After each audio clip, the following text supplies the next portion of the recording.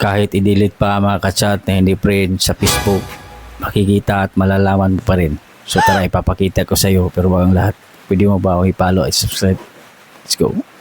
Okay, papakita ko sa iyo lahat kaibigan kung bakit ito hindi ma-delete at makita pa rin ang ka-chat na hindi friend. Buksan ko ang aking Facebook, i-search ko dito ang isang tao na hindi kami kaibigan. Makikita po natin na add friend lang. At ngayon, imi-message ko siya. Ganito. I-send ko lang.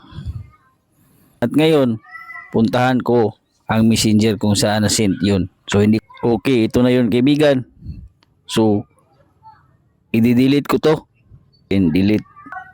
Mawawala dyan sa messenger ang hindi pre naka-chat natin. Okay? Paano nga ba ito makita? At hindi po ito madidelete. Open ko lang ang aking Facebook. Tap ko lang itong profile. Tap ko lang itong tatlong tuldok. Itatap ko lang itong archive. Story archive.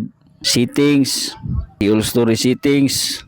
Tap ko kan si your stories. Then ilipat ko lang sa custom. So ito yung mga kaibigan natin naka-chat. Okay? Tap mo lang pa left side.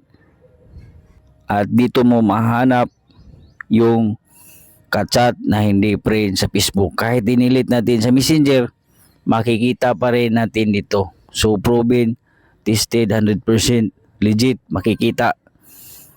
Kung mahawakan mo ang Facebook ng yung jowa, ay wala talaga siyang may tanggi na mayroon siyang ka-chat na hindi friend sa Facebook. So ganun lang. Huwag kalimutang i-share the videos. Salamat.